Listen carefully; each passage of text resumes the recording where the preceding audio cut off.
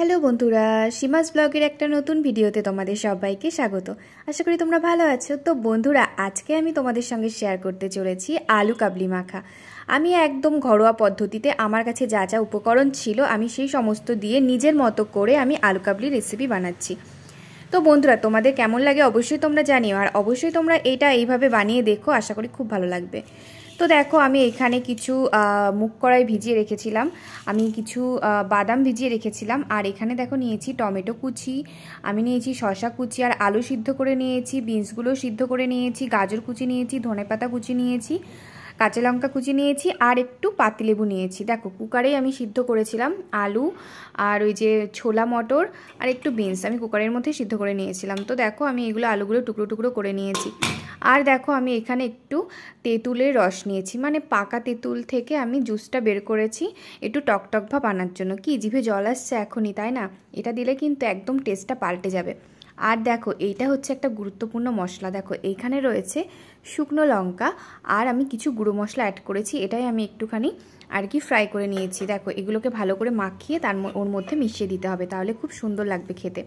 তো দেখো, আমি কিছুটা পরিমাণে ছোলা আর মটর আমি নিয়ে নিয়েছি, আর দেখো আমি আলু সিদ্ধগুলোও দিয়ে দিচ্ছি। দেখো বানাচ্ছি, এটা কিন্তু খেতে দারুণ লাগে। বহুদিন পরে এরকম নিজের হাতে বানালাম আর খেলাম, সত্যি বন্ধুরা জাস্ট অসাধারণ লাগে। এটা তোমরা শুধু মুখেও খেতে পারো, মুড়ি দিয়েও খেতে পারো, এটা কিন্তু দারুণ লাগে। দেখো, বিনসগুলো দিয়ে দিলাম, তোমরা চাইলে বিনসগুলো সিদ্ধ নাও করতে পারো।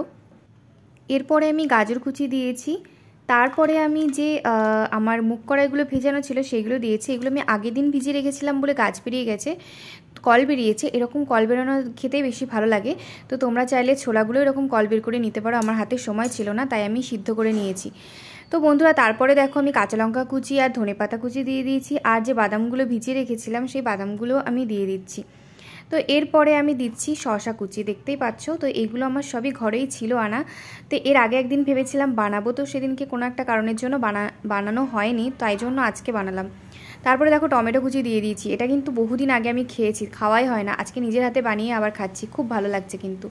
তো দেখো, এরপরে আমি একটু লবণ দিচ্ছি, লবণের পরে আমি একটুখানি শুকনো লঙ্কার গুঁড়ো দিচ্ছি, আর আমি একটু অল্প পরিমাণে বিট নুন দিচ্ছি। তো তারপরে বন্ধু, আমি তোমাদেরকে যে মশলাটার কথা বললাম, মানে যে শুকনো লঙ্কাটা গুঁড়ো করেছি আর কিছু মশলা, গুঁড়ো মশলা, ওটা ভালো করে হাত দিয়ে চটকে আমি এর মধ্যে দিয়ে দিলাম।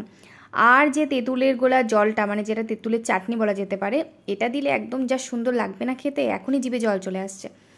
তারপরে দেখো, আমি পাতিলেবুর রসটাও দিয়ে দিচ্ছি। এইবার শুধু মাখানোর পালা, ব্যাস। ওহ, যা খেতে লাগছিল না বন্ধুরা, মানে বহুদিন পরে খেয়েছি। আর সত্যি কথা বলতে আমি অনেকটা খেয়েছি, মানে কি বলবো, এটা খাওয়া যে কত ভালো, কি ভালো লাগে খেতে।